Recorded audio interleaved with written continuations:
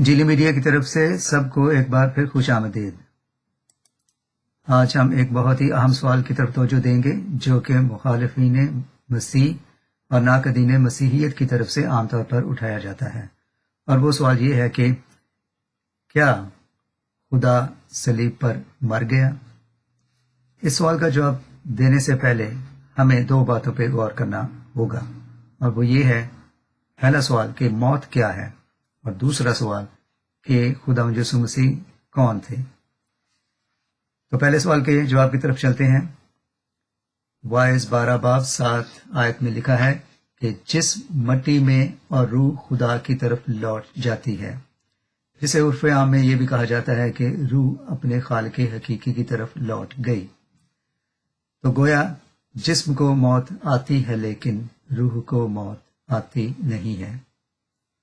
ہر ذی نفس موت کا مزہ چکھتا ہے، اور یسوع بھی موت سے بری الزما نہ ٹھہر سکے۔ یوحنا 19 باب کی 30 آیت میں لکھا ہے، اور یسوع نے سر جھکا کر اپنی جان دے دی۔ تو پھر یہ سوال کہ موت کیا ہے، یہ طے ہوا کہ موت برحق ہے اور وہ سب پر آتی ہے، اور سب اس کا لقمہ بنتے ہیں، یہاں تک کہ خدا یسوع مسیح بھی موت سے دوچار ہوئے۔ لیکن اب ہم اپنے دوسرے سوال کی طرف جاتے ہیں، اور وہ یہ کہ یسوع کون ہے؟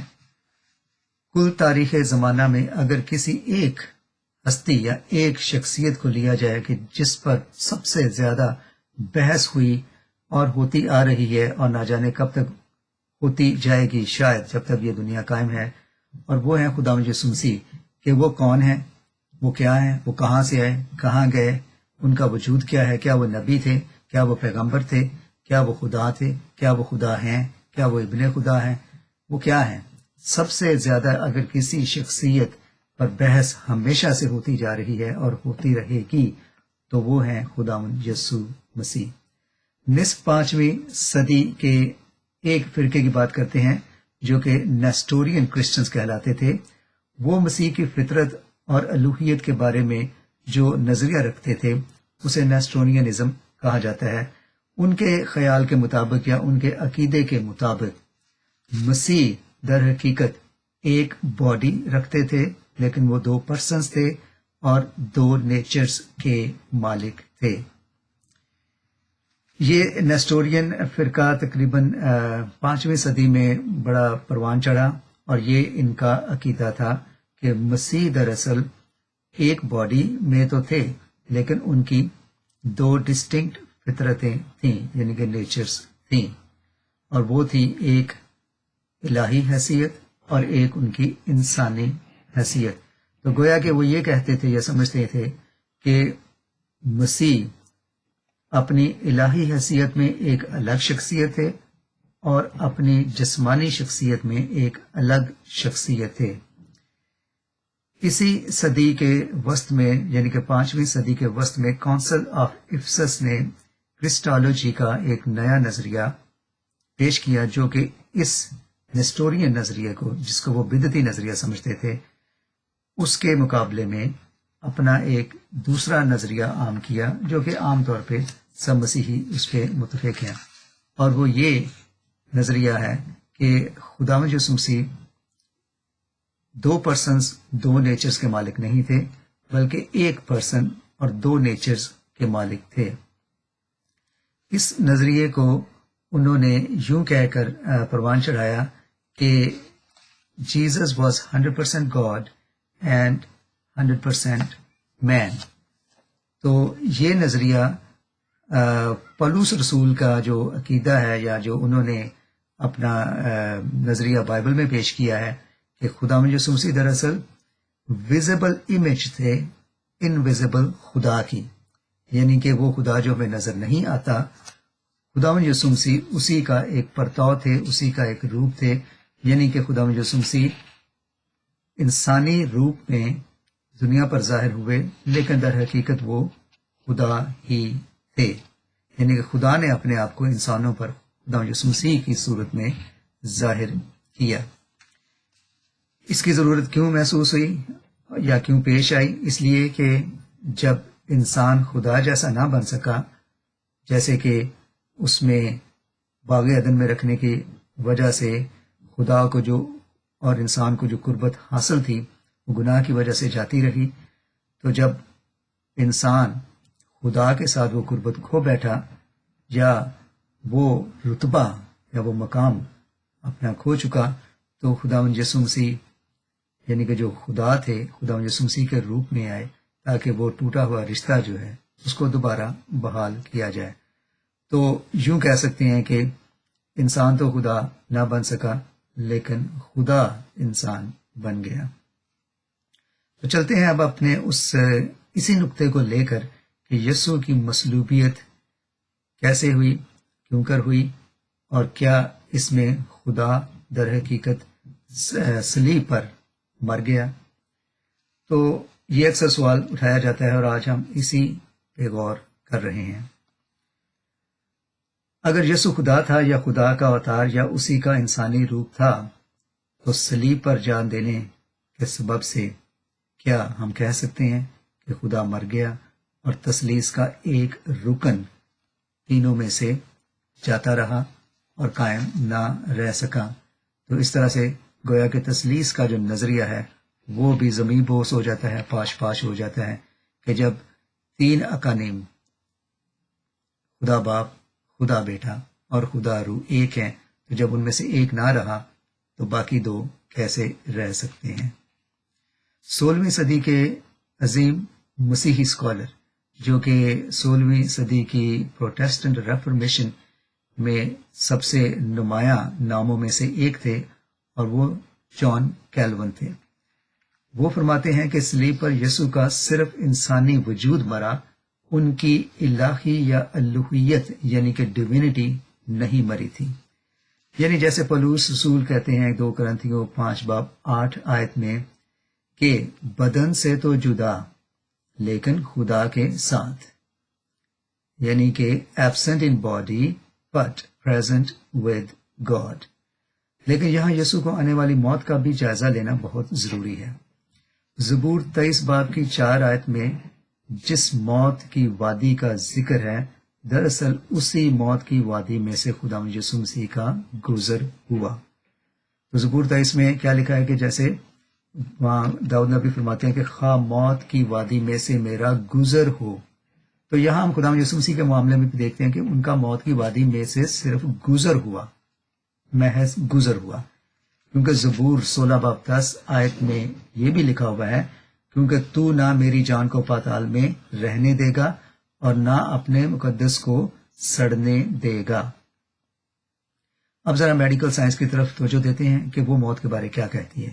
میڈیکل سائنس کے مطابق جس لمحے موت واقع ہوتی ہے اسی لمحے جسم کا ڈکے اور ڈیکمپوزیشن کا عمل شروع ہو جاتا ہے۔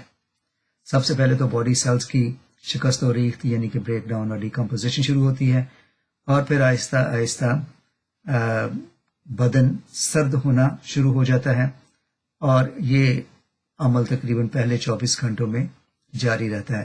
اس کے بعد جب لاش یا بدن یا جسم جو ہے وہ بالکل سرد ہو چکا ہوتا ہے، اس کی رنگت بدلنا شروع ہو جاتی ہے کیونکہ جسم میں خون جمنا شروع ہو جاتا ہے۔ اس کے بعد اگلی سٹیج جو ہے وہ موت کے بعد جو واقعہ ہوتی ہے اسے کہتے ہیں ریگر مورٹس۔ اس میں کیمیائی تبدیلیاں شروع ہو جاتی ہیں لاش میں یا بدن میں، اور یہ جو کیمیکل چینجز ہیں ان کی بدولت جسم جو ہے وہ مکمل طور پر اکڑ جاتا ہے۔ یہ عمل تقریباً دوسرے دن سے شروع ہوتا ہے اور تیسرے دن تک جاری رہتا ہے، اور تیسرے دن تک جاری رہنے میں یہ اس سٹیج پر پہنچ جاتا ہے جہاں لاش بالکل اکڑ جاتی ہے، اور اس کے بعد اس کے اندر جو خوراک کی وجہ سے یا رطوبتوں کی وجہ سے جو گیسز ہوتی ہیں وہ بڑھنا شروع ہو جاتی ہیں، اور باڈی جو ہے وہ بری طرح سے مسخ ہونا شروع ہو جاتی ہے اور بدبودار ہونا شروع ہو جاتی ہے۔ تو یہ 3 دن کے اندر میڈیکلی لاش کے ساتھ باڈی کے ساتھ یہ سب کچھ ہوتا ہے۔ اس کے بعد تو ظاہر ہے یہ تمام عمل جو ہے اس سے بھی زیادہ شدت اختیار کر لیتے ہیں، لیکن مسیح کے 3 دن تک قبر میں رہنے کے باوجود خدا نے اپنے مقدس کے مقدس یعنی کہ بدن کو نہ تو گلنے دیا نہ سڑنے دیا۔ تو یوں ہم کہہ سکتے ہیں کہ موت بھی یسوع پر پوری طرح سے غالب نہ آ سکی، کیونکہ اپنے دعوے کے مطابق وہ زندگی بھی ہیں، قیامت بھی، اور انہوں نے اپنی روح اپنے مقررہ وقت پر اپنی مرضی کے مطابق خداوند کے سپرد کی۔